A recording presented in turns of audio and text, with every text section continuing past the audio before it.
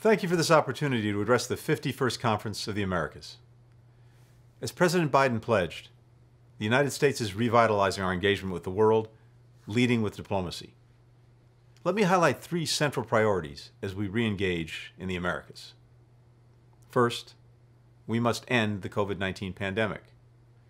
Across the hemisphere, cases are surging, hospitals are stretched beyond capacity. Vaccinations are key. To that end, the United States government has contributed $2 billion to COVAX, which is supplying safe, effective COVID vaccines worldwide, including 6.5 million doses so far to Latin America. We pledged another $2 billion to COVAX, which will provide as other countries fulfill their pledges.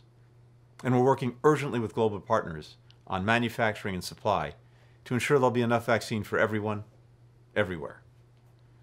In addition, the United States has lent 4 million vaccine doses to our neighbors Canada and Mexico, and we plan to share 60 million additional doses from our own supply over the next 2 months. Those doses will go to countries experiencing the most dangerous surges of the virus. Need, not politics, will guide our decisions, and we'll continue to provide ventilators, PPE, and other vital equipment across the region. We're also working with partners to help people hardest hit by the pandemic. No region of the world has borne a more crushing economic blow from COVID, according to the IMF. The burden has fallen hardest on the populations who can least afford it, pushing 19 million people in Latin America back into poverty. That's why we are focused on helping communities that will have the hardest time recovering, such as USAID's programs to help low-income workers find ways to earn a living amidst pandemic restrictions. Helping underserved communities build back better goes to the heart of our second priority, delivering opportunities for all people. Too often, our governments have measured economic success in terms of GDP and stock markets. We know those numbers don't tell the whole story. Many people in the hemisphere struggle to provide the basics for themselves and their families. They lack opportunities to improve their lives. We need to build a global economy that delivers for them. One way to deliver both growth and equity is by addressing the climate crisis. We're seeing its devastating impact in the region. Just look at the 13 hurricanes that hit the Atlantic in 2020. They destroyed the homes and livelihoods of nearly 7 million people in Guatemala, Honduras, and El Salvador. To prevent a climate catastrophe, every country in the Americas and beyond will need to dramatically cut its emissions and adapt to the inevitable changes to come. The investments we make now in green energy and resilience can create millions of good-paying jobs, while also expanding energy access, which is crucial to development. We need greater ambition, innovation, and investment. And I want to commend Argentina, Brazil, and Canada for the bold pledges they made at the recent Leaders Summit. Any country that wants to raise its ambition on climate will find a partner in both the United States government and the private sector.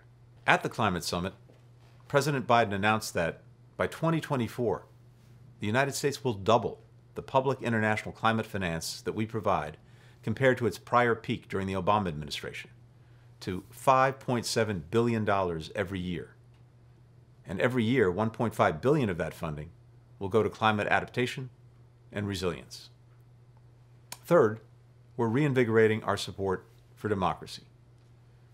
This year marks the 20th anniversary of the signing of the Inter-American Democratic Charter. There have been exceptions, but in most of our hemisphere, democracy has grown stronger. But today, our democracies are being tested. Political polarization is rising, which makes it harder for elected officials to deliver results. And the people's trust in democratic institutions is falling. No democracy in the region is free from at least some challenges, including the United States. Together, we must rise to the moment and hold one another to the standards we all agreed to in the Charter. That means treating those who hold governments accountable, like journalists, human rights defenders, civil society groups, as partners, not adversaries. It means denouncing efforts to use the judiciary to advance political agendas or target political dissidents or opponents. That undermines the independence and legitimacy of the courts, which is essential for upholding the rule of law.